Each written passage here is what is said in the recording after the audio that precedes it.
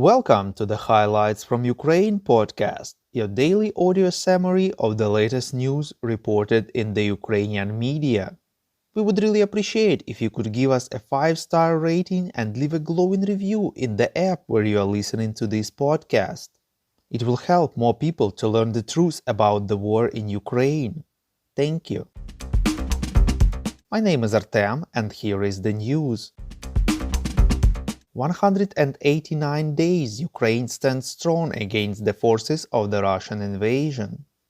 EU foreign ministers at a meeting in Prague decided to completely stop the agreement on the simplification of the visa regime with Russia and tasked the European Commission to work on recommendations about what to do with millions of valid Russian visas, reports European Pravda. Now it will become more expensive and complicated for Russians to obtain visas to travel to the EU.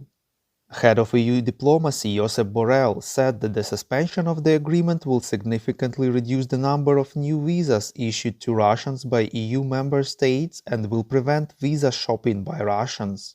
He stressed that visas will still be open for specific groups of people, in particular those Russians who are against the war in Ukraine.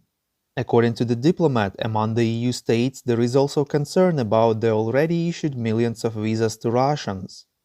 Therefore, the ministers instructed the European Commission to work on recommendations regarding this issue.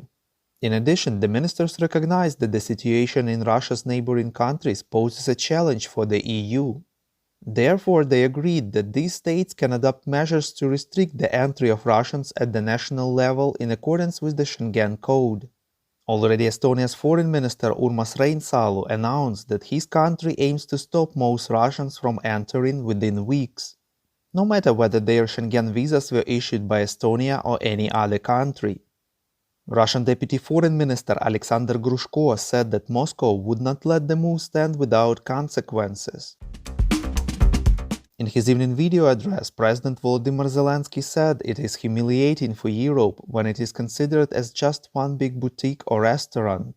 Europe is primarily a territory of values, not primitive consumption, believes Zelensky. According to him, it is not right when citizens of the state that wants to destroy European values use Europe for their entertainment, shopping or vacation. Quote, Europe cannot become morally deaf, because if there is such deafness, if there is such a loss of the ability to distinguish the smell of blood on bills, there will be no Europe, there will be no peaceful Europe, unquote.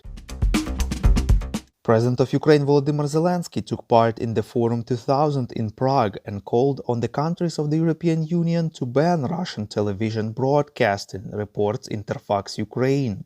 He pointed out that now Russian propagandists continue to work in European countries and Russian television is available there, all despite the fact that they spread fakes and try to undermine European democracies. Volodymyr Zelensky, on behalf of Ukraine's intelligence, thanked everyone who supports Ukraine very strongly in the south and especially in Crimea and provides intel from there. He stressed that Ukrainian forces will use the intel wisely. He added that the fighting in Donbass remains fierce, the hotspots in the region have not changed. The General Staff of Ukraine informs that the enemy tries to establish full control over the territory of the Donetsk region, reports Union. In particular, the Russian forces are focusing on the Bakhmut and Avdiivka directions. The Russian troops are concentrating their efforts on maintaining the captured areas of Lugansk, Donetsk, Kherson, Kharkiv, Zaporizhia and Mykolaiv regions. The enemy continues to carry out air and missile attacks on military and civilian objects in Ukraine. The US administration plans to soon announce additional security assistance for Ukraine, reports European Pravda. White House National Security Advisor John Kirby hasn't shared any further details. At the same time, Sweden announced that the seventh package of military assistance to Ukraine consists of artillery ammunition worth over $46 million, reports Interfax Ukraine.